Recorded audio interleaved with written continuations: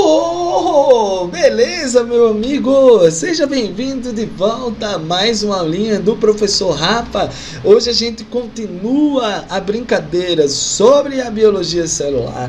Estamos falando sobre membrana, especificamente sobre os transportes através da membrana.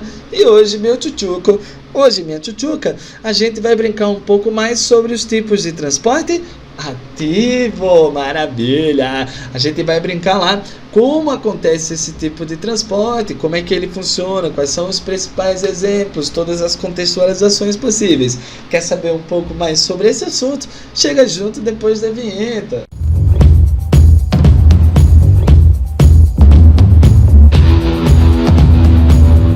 Maravilha, moçada! Transporte ativo aqui na nossa brincadeira. Vamos comentar aqui, que o transporte ativo ocorre contra o gradiente de concentração. Quer dizer, agora no transporte ativo as partículas vão se deslocar contra aquela tendência natural das partículas que era sempre de sair de onde tem mais daquela substância para onde tem menos daquela substância. No caso do transporte ativo, perceba que o que vai acontecer aqui agora é o contrário. O contrário no sentido de que agora a partícula está se deslocando de onde tem menos dela para onde tem mais. Nossa, Rafa, isso não é um movimento natural, né? Não é, moçada, não é um movimento natural. Inclusive a gente vai comentar que não é espontâneo. A variação de energia é maior do que zero, o que caracteriza um movimento endotérmico. E toda situação que é endotérmica na natureza, ela precisa de um aporte, ela precisa de um suporte energético. E quem vai fazer esse suporte é a própria célula, tá?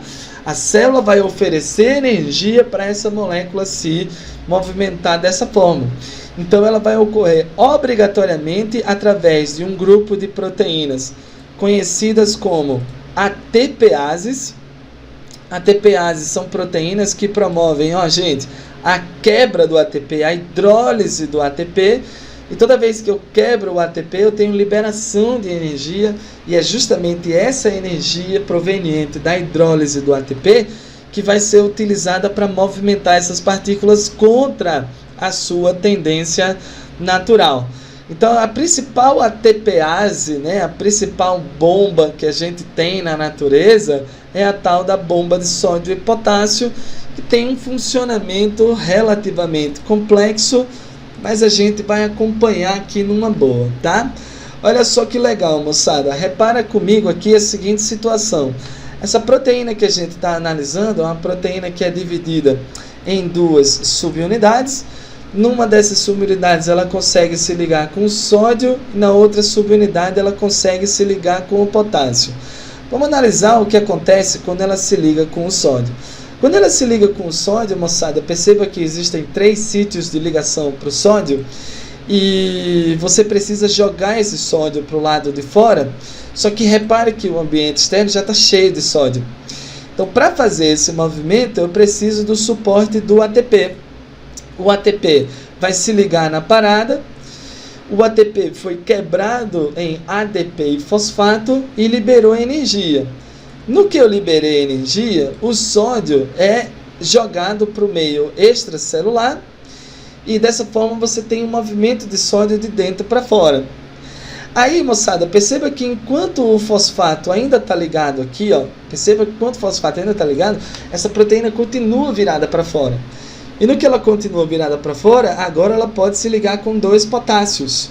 E quando ela se liga com 2 potássios, o fosfato se desprende, e no que o fosfato se desprende, o potássio foi jogado para dentro da célula. Resultado, dentro da célula tem uma ruma de potássio, fora da célula tem uma ruma de sódio. É isso que a bomba de sódio e potássio faz. Ela fica toda hora, moçada, bombeando sódio. Olha que legal. De dentro para fora da célula, e o potássio está sempre sendo bombeado de fora para dentro. Então você tem esses 2 movimentos, Inclusive, especificamente para cada 3 sódios que é jogado para fora, 2 potássios são jogados para dentro. É aquilo que a gente vai chamar de proporção de 3 para 2, Proporção de 3 sódios para 2 potássios aí na parada, tá? Algumas funções importantes da bomba de sódio e potássio vai estar relacionada com regulação osmótica, mas o principal fator aqui dessa brincadeira é a participação da bomba de sódio e potássio num fenômeno conhecido como eletrogênese, que é nada mais nada menos do que a criação de descargas elétricas em determinadas células que são os nossos queridos neurônios, né? Então, vamos conversar um pouquinho como é que essa eletrogênese acontece nos neurônios. Bom, fofinhos, a eletrogênese vai acontecer nos neurônios basicamente da seguinte forma. Algumas informações importantes para a gente, tá? Existe um tal de um potencial de repouso dos neurônios. O potencial de repouso dos neurônios é uma situação em que o neurônio não se encontra emitindo impulsos elétricos, mas ele se apresenta em uma configuração bem específica em relação às suas cargas elétricas. Então, vamos tentar entender como é que se organizam as cargas elétricas no potencial de repouso e como isso, no fim das contas, resulta na formação de impulsos elétricos, tá? Então, o potencial de repouso do neurônio ele vai ser mantido através do bombeamento de sódio e potássio. Esse bombeamento, moçada, ocorre o sódio de fora para dentro, né? O sódio de dentro para fora, e o potássio para dentro. No final das contas, olha como é que vai ficar aqui, ó. No final das contas, eu vou ter uma grande concentração de sódio no meio extracelular. Eu vou ter uma grande concentração de sódio no meio extracelular e vou ter uma grande concentração de potássio no meio intracelular, lá no citoplasma dos neurônios. E aí o resultado disso, sim, lembrando que esse movimento ocorre sempre na proporção de 3:2, né? Então, para cada 3 sódio que tem do lado de fora, tem 2 potássio do lado de dentro, tá? Então, se a gente for observar um neurônio, a gente vai imaginar ele semelhante a uma banana salgada. Nossa, Rafa, como é que é uma banana salgada? Bom, a banana tem muito potássio, então tem muito potássio dentro do neurônio, e o sal tem muito sódio. Então tem muito sódio fora do nosso querido neurônio. Maravilhoso, né? E aí a gente menciona também que do lado de fora, portanto, você tem muitas cargas positivas, que são as cargas do sódio, e do lado de dentro você tem muita carga positiva, que é a carga do potássio. Se a gente for contar, moçada, se a gente for contar aqui, ó, quantas cargas positivas existem do lado de fora, a gente vai contar aqui, ó, 1, 2, 3, 4, 5, 6, 7, 8, 9, 10, 11, 12, 13, 14, 15, 16, 17, 18 cargas positivas eu tenho no ambiente extracelular. Vou anotar aqui, ó, 18 cargas positivas existem no ambiente extracelular. No ambiente intracelular eu tenho 1, 2, 3, 4, 5, 6, 7, 8 cargas positivas existem no ambiente extracelular. Veja que existe uma diferença de cargas. E se existe uma diferença de cargas, a gente pode contabilizar isso aqui, ó, que é chamado de DDP. DDP mede justamente essa diferença de carga que existe de um ambiente para outro. E aí, se a gente quer saber, por exemplo, moçada, qual a diferença de carga que existe do ambiente interno para o ambiente externo, basta a gente fazer a seguinte análise.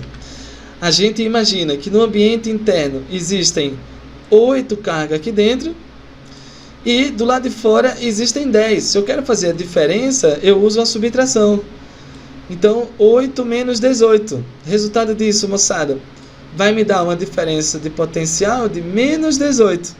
Menos 10, perdão. Então, o que isso significa dizer? Que do lado de dentro existem 10 cargas a menos do que do lado de fora. Se a gente vai do lado de fora e a gente pensa da mesma maneira, se a gente pensa lá, do lado de fora tem 18. Eu quero saber qual é a diferença para o lado de dentro. Então, isso aqui vai me dar mais 10. Em outras palavras, do lado de fora tem 10 cargas a mais do que do lado de dentro. E aí, quando eu meço a diferença de potencial, eu levo em consideração esse lance, né? Do lado de fora, portanto, eu tenho uma quantidade de cargas a mais, eu tenho cargas positivas sobrando do lado de fora, tenho 10 cargas a mais, e do lado de dentro eu tenho carga a menos, né? Eu tenho carga de menos. Então, carga de menos quanto? Menos 10 aqui na nossa conta, só que isso aqui foi tosco. Se eu fizer a conta de verdade, isso aqui vai me dar menos 65 e vai ser medido em milivolts. Então, menos 65 milivolts representa a diferença de cargas que existe entre o ambiente interno e o ambiente externo. O ambiente interno ele tem uma defasagem de cargas, o que torna ele com uma DDP negativa. E toda vez que você tem essa diferença de potencial, uma região positiva e outra negativa, é possível que exista impulso elétrico. Então veja que a base da eletrogênese em um neurônio é essa diferença de concentração entre sódio e potássio. Tá? Do lado de fora tem muito sódio, do lado de dentro tem pouco potássio, isso gera uma diferença de cargas, e essa diferença de carga entre o ambiente interno e externo é que vai acabar resultando em impulsos elétricos, em eletricidade especificamente. Tá legal, moçada? Esse lance aqui é muito legal, tá? Mas geralmente nas questões aparece o quê? Geralmente na questão ele te pergunta quais são os elementos importantes na manutenção da eletrogênese. Então você pensa sódio, potássio e a proteína de membrana, a bomba de sódio e potássio, tá? Bom, para fechar o nosso bate-papo aqui sobre esses transportes, a gente segue aqui falando sobre algumas modalidades de transporte ativo. A gente menciona a existência do transporte ativo primário, que é o que a gente acabou de brincar aí na bomba de sódio e potássio, onde a fonte de energia é o ATP. Mas existe também o transporte ativo secundário. Aqui acontece o seguinte: a fonte de energia vai ser a difusão de uma molécula cotransportada. E o que é um cotransporte? O cotransporte é um transporte, né, de mais de uma molécula simultaneamente numa mesma substância transportadora. Só para a gente ter uma ideia de como é que funciona, existem dois tipos de cotransporte.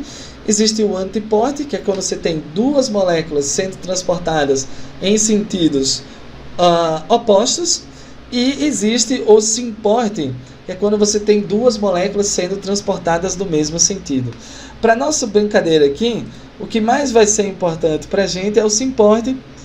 Você tem lá o transporte de duas substâncias no mesmo sentido. Inclusive, a gente vai usar o exemplo aqui, ó, do sódio e da glicose sendo transportadas simultaneamente, tá?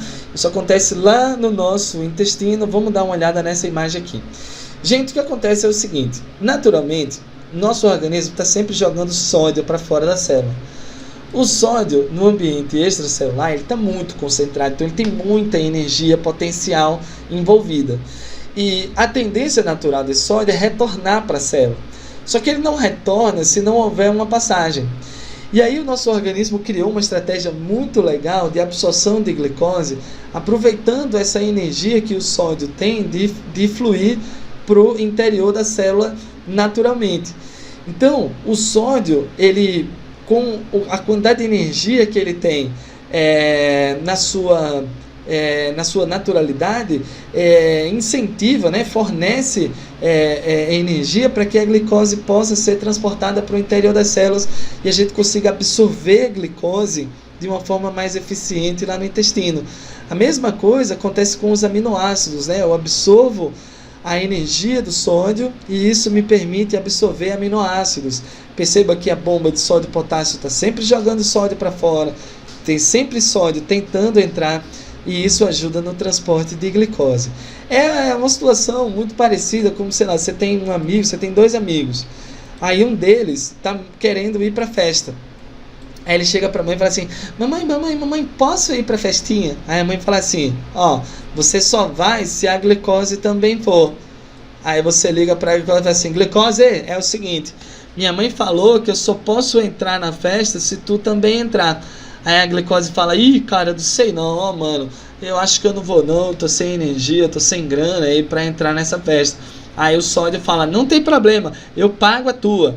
eu pago a tua. Aí a glicose fala, eu quero, tu paga a minha, se eu pago a tua, cara, vamos nessa. Ele fala, porra, já é, demorou, vamos nessa. Então a glicose pega a carona com o sódio na parada, o sódio oferece, portanto, né, a energia, fornece a energia para que a glicose possa se movimentar também. Agora, a grande pergunta, a gente disse que o sódio tem uma quantidade de energia armazenada, né, acumulada. A grande pergunta, de onde veio essa energia?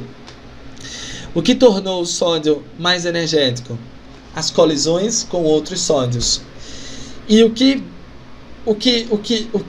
tornou aquele ambiente tão concentrado em sódio a ponto de ocorrer essas colisões? Aí a gente vem para cá, ó, o ATP. Então o ATP foi o grande motivador dessa disponibilidade de energia no sódio, que acabou transportando também a glicose.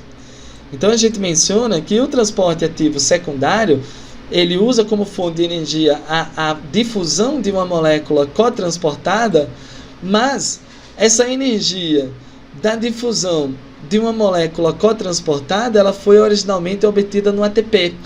Então a gente diz que o transporte ativo secundário, ele usa a energia do ATP também, só que de uma forma indireta. O transporte ativo primário usa a energia do ATP diretamente, o sódio foi bombeado para fora, então aqui eu tenho um transporte ativo, mas nessa situação eu estou usando a energia do ATP, só que de forma indireta, na brincadeira. Maravilhoso! Olha só, moçada, um outro lance antes da gente fechar aqui. Eu não sei se você é dessa época, mas eu sou da época dos anos 90, em que existia um lance de um soro caseiro para criança que tinha diarreia. Naquela época a diarreia era muito comum, muito comum, muito comum. Então as crianças viviam lá apresentando esse derrame furical e perdendo muito nutriente através das fezes. Então, na época, o Ministério da Saúde recomendava fabricar o soro caseiro em casa, que era da seguinte maneira, né? Era feito da seguinte maneira: você pegava uma porção de água, junto com essa porção de água você colocava açúcar, uma boa quantidade de açúcar, e junto com tudo isso, você também colocava sal. Você fala, nossa, Rafa, vai colocar sal junto com açúcar? Que marmota é essa? Homem, pense comigo. A água vai servir para hidratar aquela criança que está perdendo muita água pelas fezes. A glicose, obviamente, é uma molécula energética que vai ser importante. E o sódio?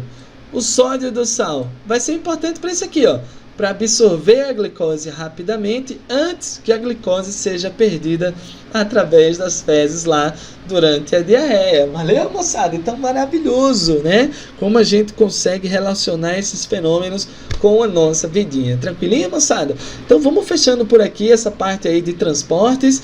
Já brincamos sobre difusão simples, facilitada, osmose, transporte ativo, muita coisa bacana aí, moçada, em relação a esses transportes. E olha só, vou te falar uma parada, hein? Já pode correr lá, ó, para o seu listinha de questão e fazer open bar de exercícios daqui para frente. Valeu, moçada? Então vamos ficando por aqui. Grande abraço, até a próxima. Falou!